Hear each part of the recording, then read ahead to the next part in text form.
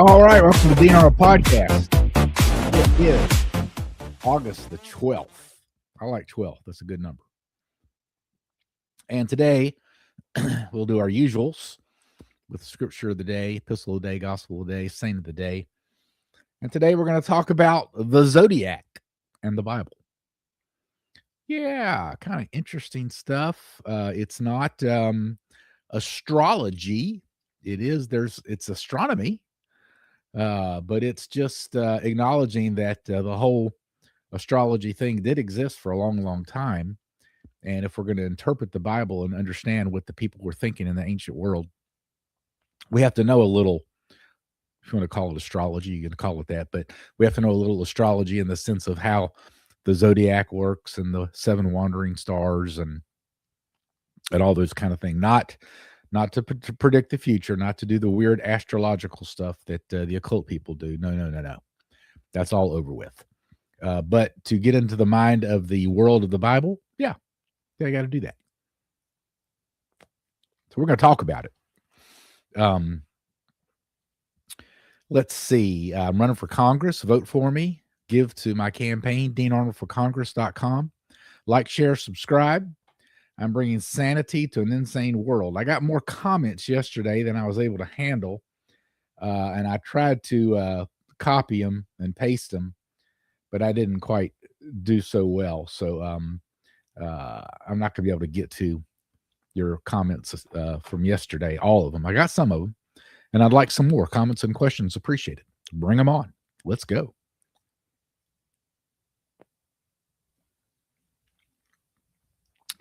Okay, let's go to the Scripture of the day.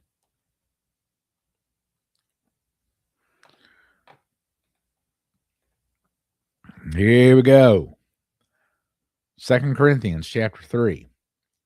And we have such trust through Christ toward God. Not that we are sufficient of ourselves to think of anything as being from ourselves, but our sufficiency is from God, who made us sufficient as ministers of the new covenant, not of the letter, but of the Spirit. I'm going to come on down here. For if the ministry of condemnation had glory, the ministry of righteousness exceeds much more in glory. For even what was made glorious had no glory in this respect, because of the glory that excels. For if what is passing away was glorious, what remains is much more glorious. I don't have a whole lot to say about this. It's a nice passage. But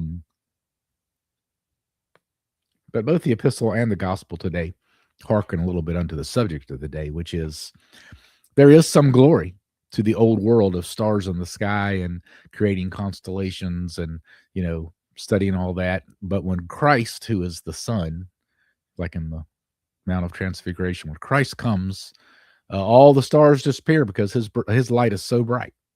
And I think this passage hearkens unto that. I think the next one will too, Matthew 23. Woe to you, scribes and Pharisees, hypocrites, because you build the tombs of the prophets and adorn the monuments of the righteous, and say, if we had lived in the days of our fathers, we would not have been partakers with them in the blood of the prophets. Well, I think they would have. I think that was Jesus's point. He calls them serpents, brood of vipers. I think that's a pretty famous passage. How can you escape the condemnation of hell? See, Jesus did mean tweets, and we talked about that yesterday. They're going to kill you. They're going to crucify you. All the righteous blood of Abel to Zechariah is going to be on this generation. And he says that assuredly, verse 36, assuredly I say to you, all these things will come upon this generation. That's what it says. So that's why the AD 70 partial preterist position of initial fulfillment being during that time makes a lot of sense. That was a mouthful, but if you've been listening to me for a couple of months, you know what I just said. Okay. He wants to gather them under his wings like a hen gathers her chicks, but they were not willing. That's a famous passage as well. Verse 38, see, your house is left to you desolate. It's desolate because the house is supposed to be filled with Jesus, and they kick him out of the temple.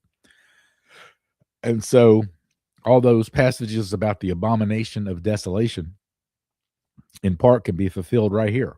Your house is left to you desolate. Jesus leaves the house, and therefore it is abominable now, and it is the abomination of desolation. And this last verse, for I say to you, you shall see me no more until you say, blessed is he who comes in the name of the Lord. That's what we sing every Sunday at church when we come out with the Eucharist, the appearing of God. Blessed is he who comes in the name of the Lord. Uh, Pretty cool. All right. Saint of the day. Martyr Anita Cetus.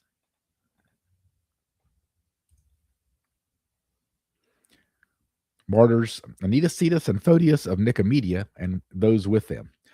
So this guy's a military captain. He denounces the Emperor Diocletian, who was one of the great persecutors, for setting up in the city square an implement of execution for frightening Christians. The emperor was enraged that he would confront him like that, and he ordered an Anicetus to be tortured there for saying that, and later condemned him to be devoured by wild beasts.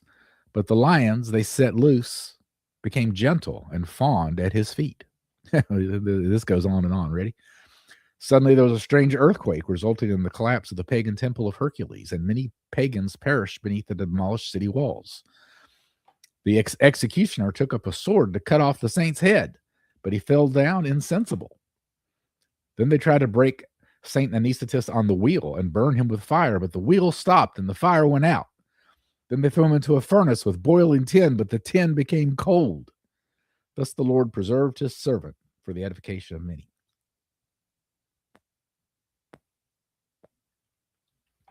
After 3 days, Diocletian urged them, worship our gods, and I shall give you riches and glory. And the martyrs answered, some people joined them, may you perish with your honor and riches. I'm talking about defying the big dog right there. I mean, that's some manning up, and it's pretty courageous. Then they tied them by the legs to wild horses. The saints were dragged along the ground, but they remained unharmed.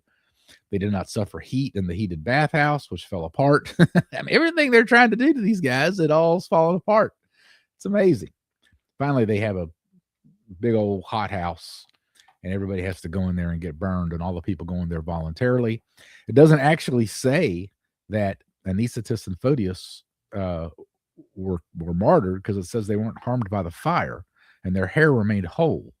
Maybe they died or laid down to rest, even without being burned. I don't know, but it doesn't say. But they tried a whole lot of stuff on this Anicetus dude, and none of it worked. So props to that guy. Pretty cool story. All right, topic of the day. The Zodiac. Shall we pull up some pictures to have some fun? Yeah, why not?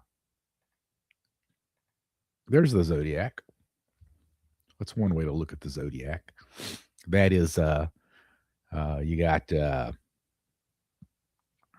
let's make it big.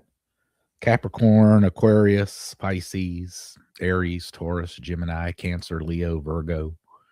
The last Aquarius, Cancer, and probably Sagittarius. Those are you look in the sky, and it's seasonal, right? But they do funky ways of coming up with these characters, but it's all across the ancient world. Well, the whole world now, but in the ancient world too, they came up with these crazy animals and characters in the sky. Now, when we did my Revelation book, let me bring myself back up here and show you the book. I showed it to you a few times. I'll show it to you again. Here we go. Dragon. Revelation Explained.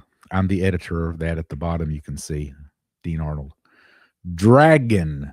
Why dragon? Well, because this commentary, we do the whole book of Genesis, but we start in the middle in Revelation. I mean, not Genesis, Revelation. We start in the middle, Revelation 12, and then we backtrack 1 through 10, and then we do the last part of the book. It's all good, but I have reasons for why I do it that way.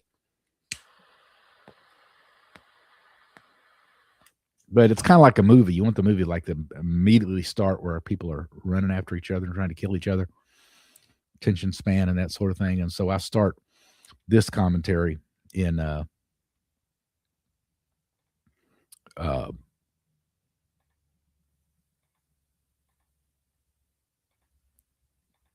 in the middle of the book of Revelation. And so now we're going to go to Revelation 12 and look at it and have some discussions here. So the beginning of Revelation 12,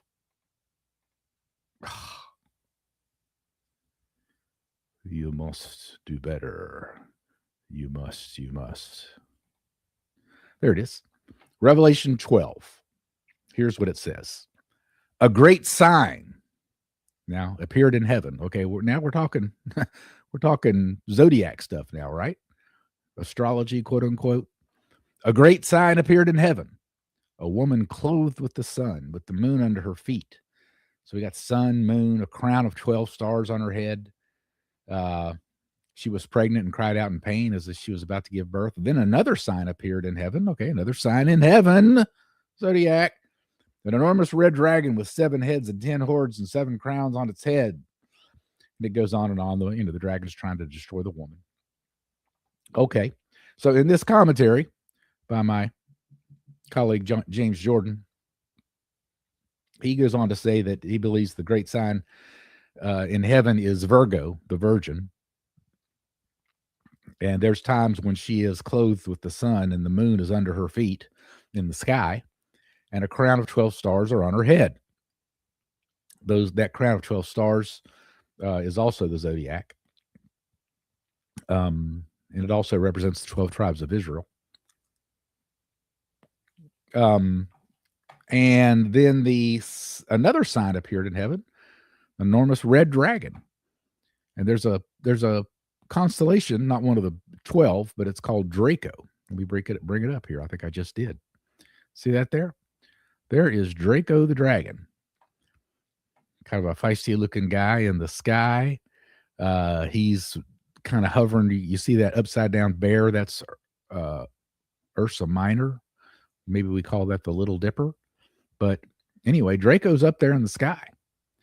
Sure enough. And if you look in certain zodiacal, I know there's a word for that, charts like this here, you'll see the top circle up there is Draco. It's a little hard to see. And he's kind of looking down at the bottom circle, which is circling a woman who is Virgo the virgin. So in the sky, we got a dragon trying to attack the virgin. I got another one of those. Let me see if I can bring it up. There it is. There is over on the right's an eagle. We'll leave that alone for now. But in the middle is Draco again, and he's looking down at Virgo the virgin at the bottom. So that's up there in the sky. And that's what Revelation is talking about. In part, all these meanings have, bigger symbols. So, so this woman, it's not just the ultimate meaning is not Virgo the virgin. Virgo the virgin exists because that constellation points to higher meanings. You get into the commentary. It's representative of Israel. It's representative of the bride of Christ. Representative of a lot of things. But yeah, it's definitely dealing with star signs. That's big part of what's going on here. And through the star signs, we get to the ultimate signs. Cool.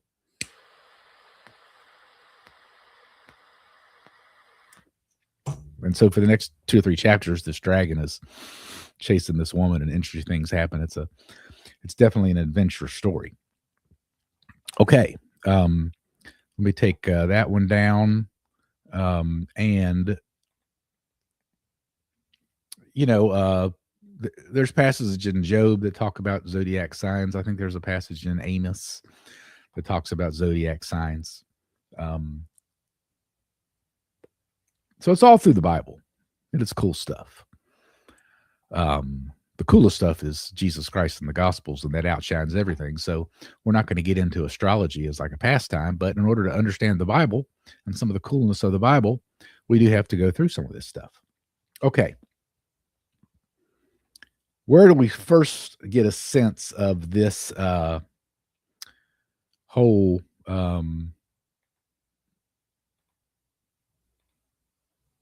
thing about stars being signs in the sky? Well, a good place to start, as always, would be Genesis chapter 1. And there, I got it. I can bring it up. Good job, Dean. Then God said, "Let there be lights in the firmament of the heavens to divide the day from the night, and let them be for signs and seasons and for days and years." So when God set up the stars, he set them up to be signs. He set them up to be a zodiac. He set them up to have 7 wandering stars that do strange things and weird things. He set it up for us to be able to figure out calendars.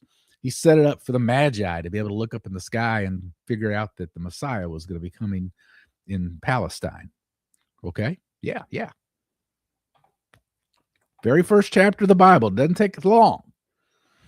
Where's the second place this happens? Genesis 9, after the flood. God sets up a sign in the sky, promising that he will not destroy the earth again. We call it a rainbow. The Bible doesn't call it a rainbow. The Bible just calls it a bow. So God's war bow, he just hangs it up on the shelf. He says, okay, I'm hanging this up here. I'm not going to do this again. But it's a sign in the sky.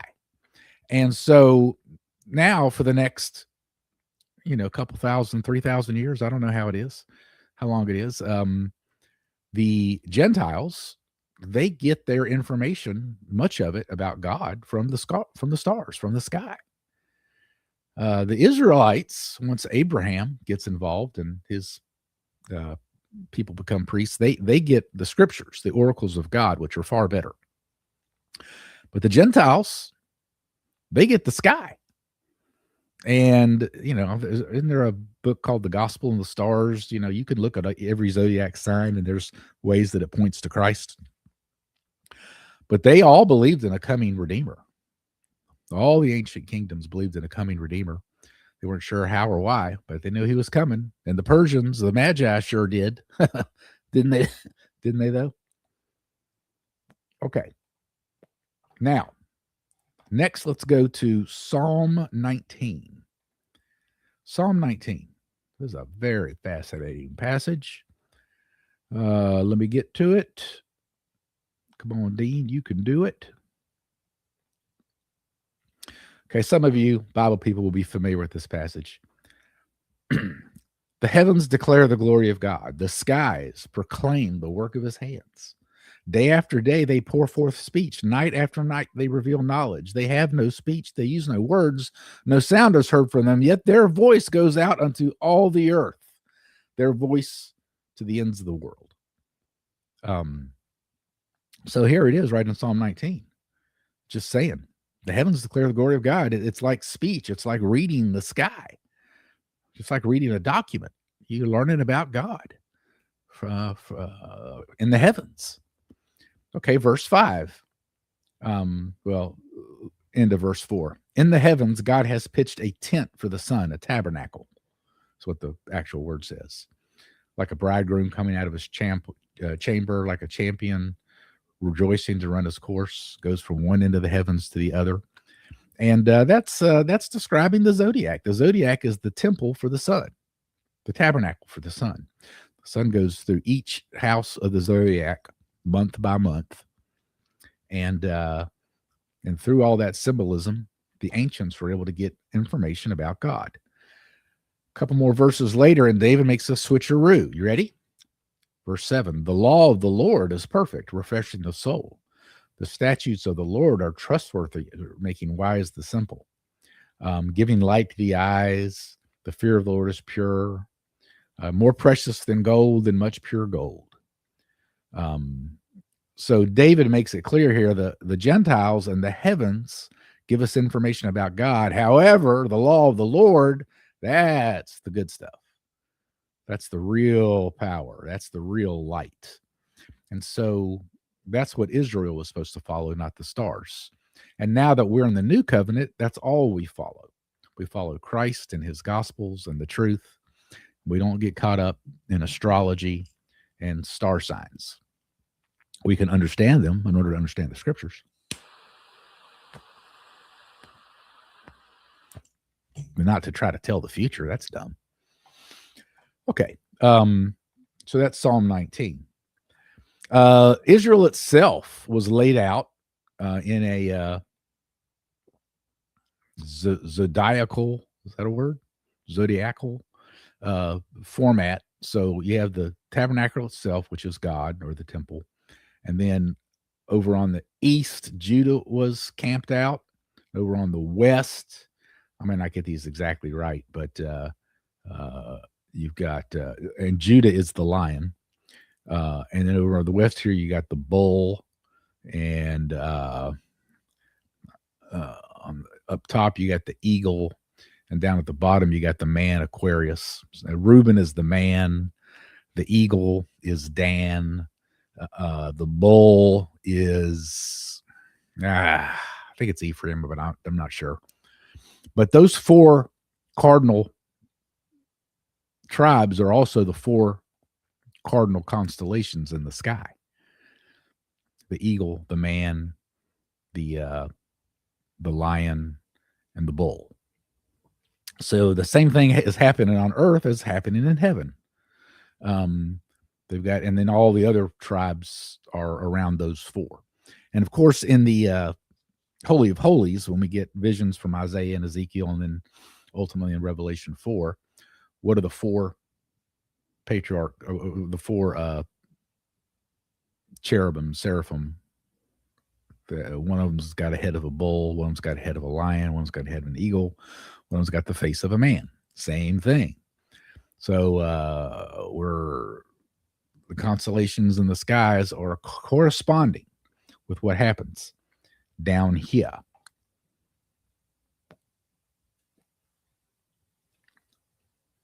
Okay. But in Christ, we move on from all this stuff, do we not? And so let's pull up a verse that talks about that. Revelation 6:13 says, "The stars in the sky fell to the earth like a fig tree drops its fruit when it is shaken by a strong wind." And so the stars here are the constellations, and they're dropping from a fig tree, and a fig tree is representative of Israel. So the old covenant is disappearing in the book of Revelation. By the way, Revelation is an old covenant book. Old covenant books have star sign references, as does Revelation. It's the end of the old covenant. And here, Israel is dropping all of its stars, its tribes.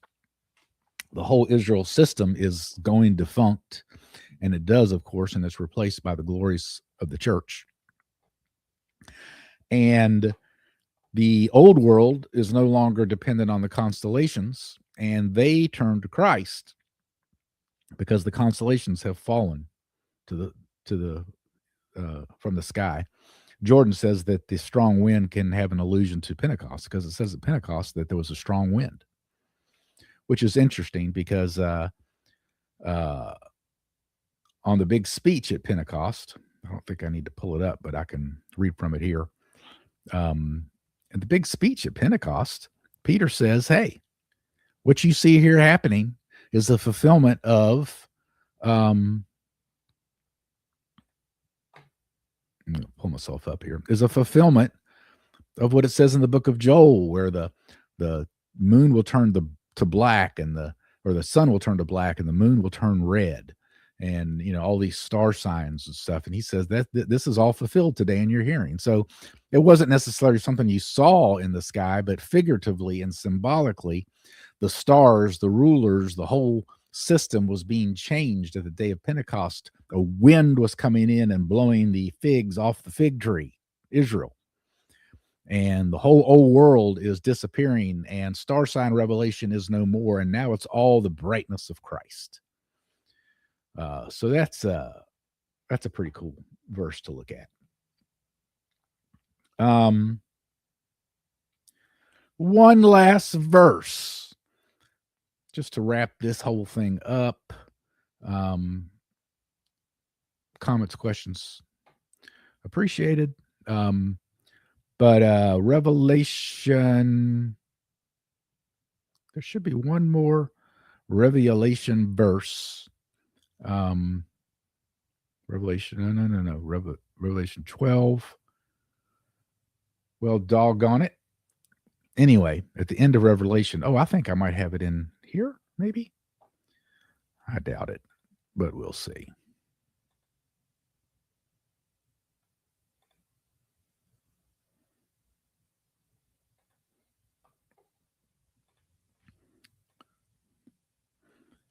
Yeah. Looks like I choked on that one. That's okay. Revelation, it's like 21. It says when we get into the New Jerusalem, it says that there'll be no more night. Right? No more night. Because Jesus is there. And like the sun, that his face shone like the sun in the Mount of Transfiguration, he is so bright that there's no more night. And what does it mean if there's no more night? It means there's no more stars. And there's no more star sign revelation. That's all gone. Because now we have the brightness of Christ all through the world. And that's who we follow.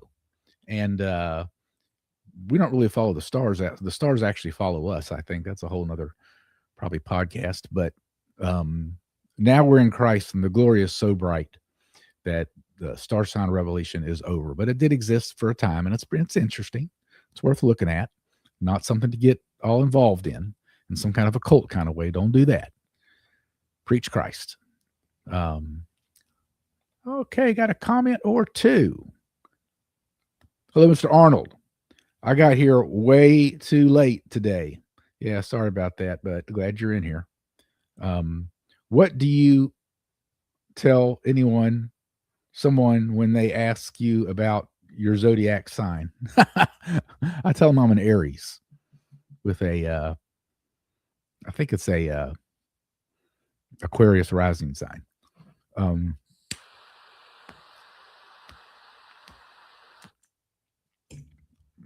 If they told me what do I think it's going to happen tomorrow based on the stars, I'd say get out of here. And then I'd say, hey, let me tell you about Jesus Christ, the ultimate star, the star of stars. What do you know about him?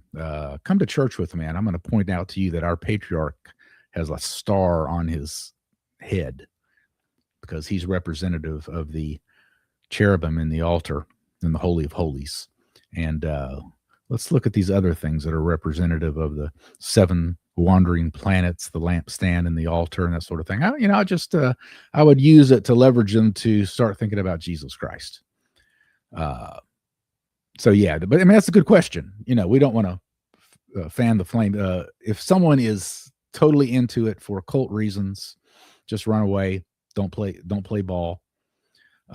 If they're trying to understand the Bible, particularly the book of Revelation, there's a lot to understand through the Zodiac. Then cool. That's good. Thank you for those comments. Hey, since we're still got a minute or two before I sign out, I'll do the ZZ Top thing.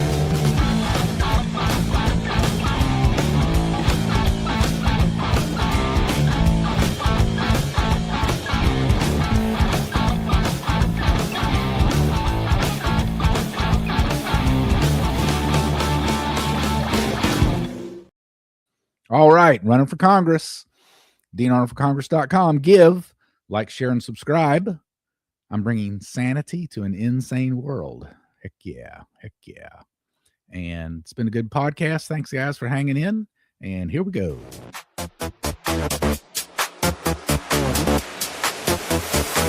Dean Arnold.